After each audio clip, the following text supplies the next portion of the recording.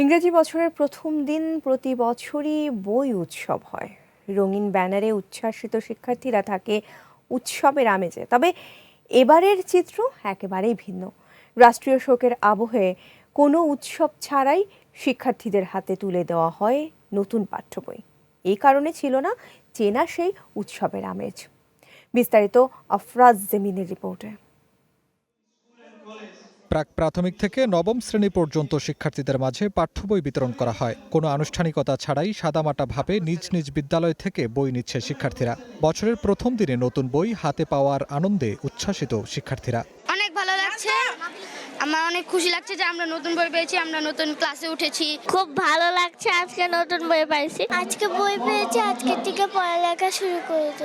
প্রত্যেকবার মাঠে দাঁড়িয়ে সবার সাথে হতে বা রাষ্ট্রীয় শোকের কারণে আর দাঁড়ানো যায় না, কিন্তু বইয়ের অনেক সুন্দর এসে। প্রাথমিক বিদ্যালয়ের শিক্ষার্থীরা শতভাগ বই পেলেও মাধ্যমিক বিদ্যালয়গুলোতে আংশিক বই পায় শিক্ষার্থীরা। মাধ্যমিক বিদ্যালয়ের চাহিদা অনুযায়ী বই না পৌঁছানোর কারণে শিক্ষার্থীরা অনিশ্চয়তায় রয়েছে। কেউ 2টি, কেউ 3টি বই পেয়েছেন, আবার কেউ এখনো একটিও পাননি। যে নির্দিষ্ট পরিমাণে বই থাকার কথা ছিল সেটি এখনো আসেনি।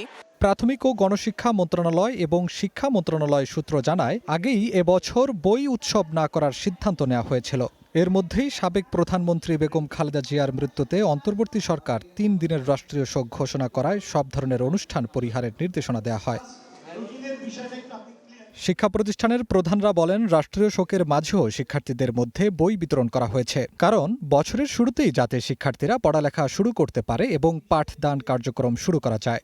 সরকার যথেষ্ট চেষ্টা করছেন এবং এই সপ্তাহের মধ্যেই বই পেয়ে যাওয়ার কথা। আশা করি আমরা এই সপ্তাহের ভিতরেই বই ছাত্রছাত্রীদের হাতে নতুন বই তুলে দিতে পারবো।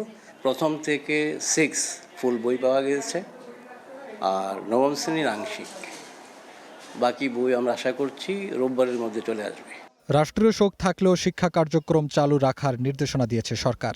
শিক্ষকরা কালো ব্যাচ ধারণ করে পাঠ্য বই বিতরণ করেছেন শিক্ষার্থীদের মাঝে। যে আমাদের যেহেতু 3 দিনব্যাপী রাষ্ট্রীয় শোক চলছে, আমরা সেই ভাব গাম্ভীর্য বজায় রেখেই আজকে আমরা চেষ্টা করেছি ক্লাসে ক্লাসে বাচ্চাদের হাতে বই তুলে দিই। বাচ্চারা কিন্তু এই যে ভাব গাম্ভীর্যপূর্ণ অবস্থায় তারা কিন্তু এই সিচুয়েশনটাকে মেনে নিয়েছে এবং তারাও কিন্তু সেভাবেই রাষ্ট্রীয় শোক পালন করে সেই অনুভূতিকে ধারণ করেই কিন্তু তারা বইগুলো গ্রহণ করেছে।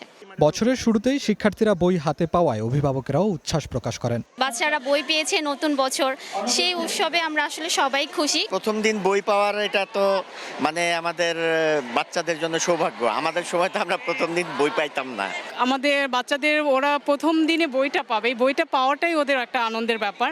রাষ্ট্রীয় শোকের আবহে এবছর বই উৎসব নয়, নীরবতা আর শৃঙ্খলার মধ্য দিয়ে শুরু হলো নতুন শিক্ষাবর্ষ। নতুন বই হাতে নিয়ে নতুন প্রত্যাশায় শিক্ষার্থীরা। Afraz Jemin, Green News, Dhaka.